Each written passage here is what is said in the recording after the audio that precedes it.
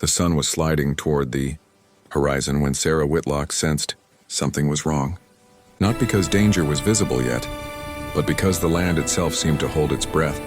the wind slowing over the tall grass, the birds falling silent as if warned by an unseen signal, and she stood on the porch of her isolated ranch house, shading her eyes, staring across the open plains where her life had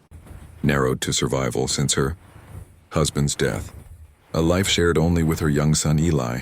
The ranch was defenseless by any practical measure, the hired men long gone, the rifle old and unreliable, the nearest town half a day's ride away, and yet one thing remained that never failed to draw uneasy glances from travelers, the white buffalo hide hanging on the fence near the main gate, pale and striking against the sun-darkened wood, marked with carefully stitched symbols in red, black, and deep blue, a gift left years earlier by a Lakota elder who had shared a fire with Sarah's husband, and spoken words, heavy with meaning, saying the hide was not decoration but a warning and a promise, meant to remind the world that some land is never truly unguarded. The first dust cloud appeared far off, faint but unmistakable, and Sarah's heart tightened as shapes formed within it.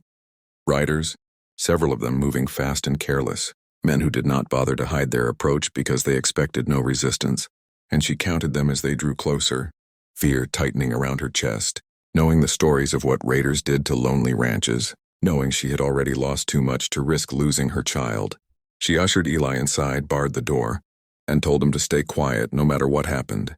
even as her hand shook, while outside the thunder of hooves grew louder until the riders slowed near the fence, their laughter rolling across the dry air as they took in the easy prize before them. But then the laughter faltered and died, replaced by an abrupt, unnatural silence, and Sarah dared to peek through a narrow crack in the shutters, her gaze drawn not to the men, but to where their attention had fixed, on the white buffalo hide swaying gently from the fence post, catching the last rays of sunlight and glowing almost eerily. The leader, a broad-shouldered man with a scar carved across his cheek,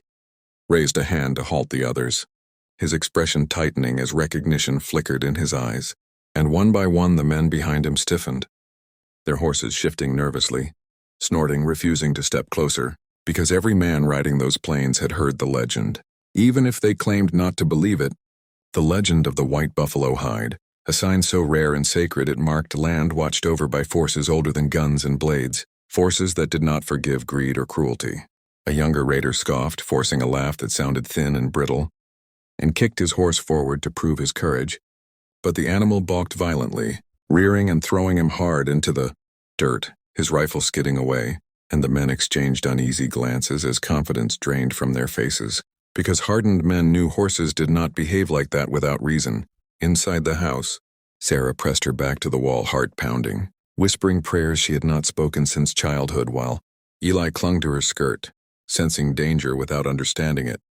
And outside the wind rose suddenly, snapping the hide against the fence, with a sharp crack that echoed across the yard like a gunshot,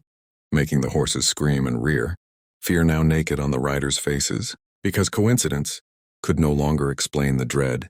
crawling through their bones. The leader dismounted slowly, eyes never leaving the hide, memories surfacing of warnings muttered by old trappers and dying men, of raiders who had ignored the sign and vanished into the plains. And he hesitated, torn between hunger and survival, while the plains themselves seemed to lean in, waiting. The men argued in hushed, frantic voices, each recalling a different version of the same legend, all ending the same way.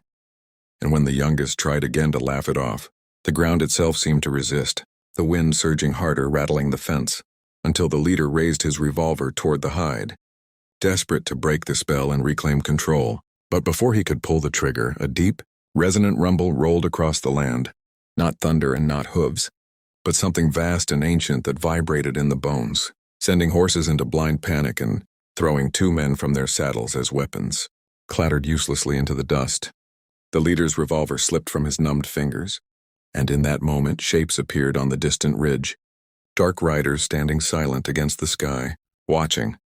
their presence unmistakable even from afar, and the truth struck with brutal clarity. The hide was not just a warning,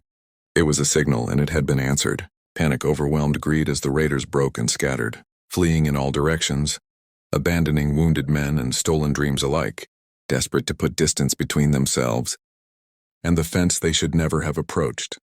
And within moments the yard was empty,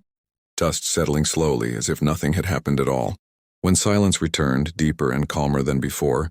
Sarah opened the door and stepped outside into the golden light. The white buffalo hide hanging quietly once more, no longer snapping or glowing, simply present, and tears streamed down her face as she knelt by the fence, resting her forehead against the rough wood and whispering gratitude, finally understanding that she and her son had been protected not by chance, but by a promise kept, by respect shown long ago that had returned to shield them when they needed it most. Eli stood beside her, wide-eyed, sensing that something powerful had happened, something he would one day understand. And as the last of the fleeing riders vanished beyond the horizon and the land settled back into its watchful calm, Sarah knew the hide would remain where it was, a silent guardian and a clear warning. And if this story held you, if it reminded you that some legends exist for a reason and some lines should never be crossed, make sure you subscribe to the channel now,